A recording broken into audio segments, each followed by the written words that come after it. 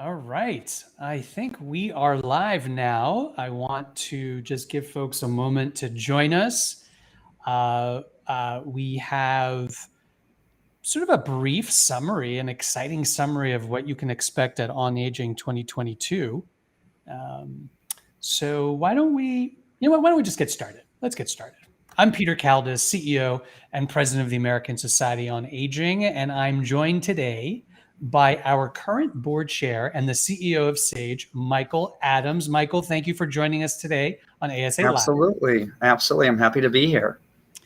Well, Michael, listen, we officially opened up registration for On Aging 2022 in New Orleans this past week, and it's big news for us. I think this might be the first in-person conference in our field of aging since the beginning of the pandemic. That's a big deal. Yes, it's a very big deal. It's hard to believe that it was almost 2 years ago that we were forced to move ASA's longstanding conference to a virtual format because of the pandemic. I have to say, I am really excited to finally be able to reconnect in person with our ASA colleagues and friends. I know that when it was time to really think about what to do with the conference this year, it was that desire to be back together again that drove us all to develop a safe way to hold an in-person event. Yeah, it's true. ASA unites, empowers, and champions its members. And there's nothing like being in the same physical space to really make that happen. We've always been the field's most diverse convener. We bring together researchers, practitioners, academics, and industry leaders to really get to the heart of what is needed to make life better for older adults. And look, while we all appreciated the chance to convene virtually, I have to say I'm a little tired of it.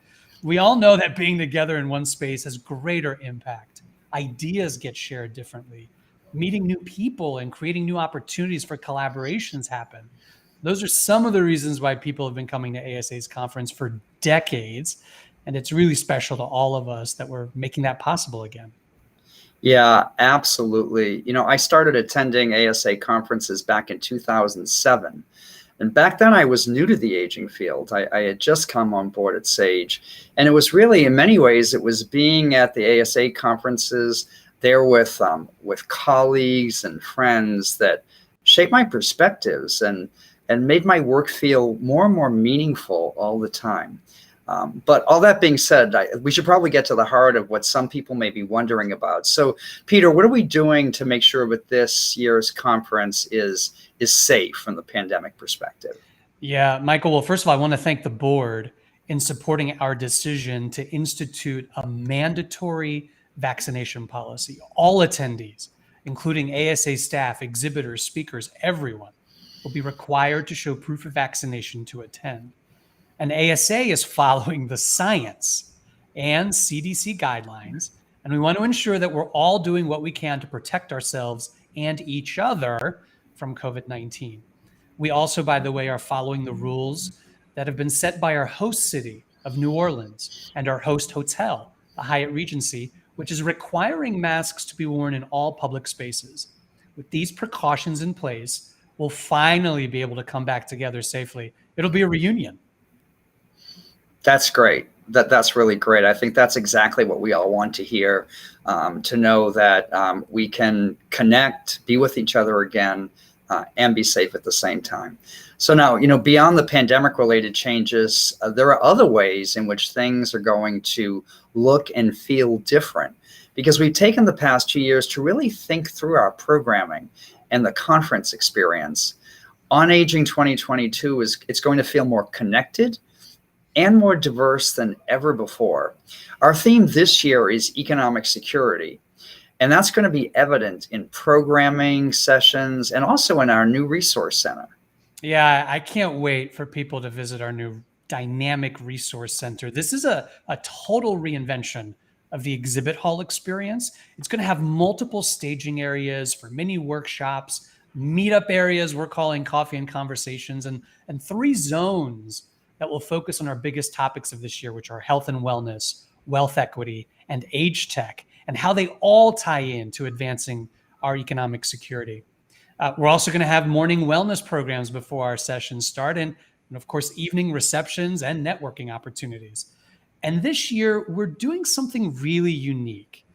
We're giving free registration to the HR staffs of our exhibitors so that they can come to talk about job, internship, and returnship opportunities for our attendees and their clients. We really want everyone, no matter where they are in their career, to benefit from the on-aging experience. And we know how important it is to help build your careers. So we are deliberately planning ways to help our members succeed and ultimately advance their economic security.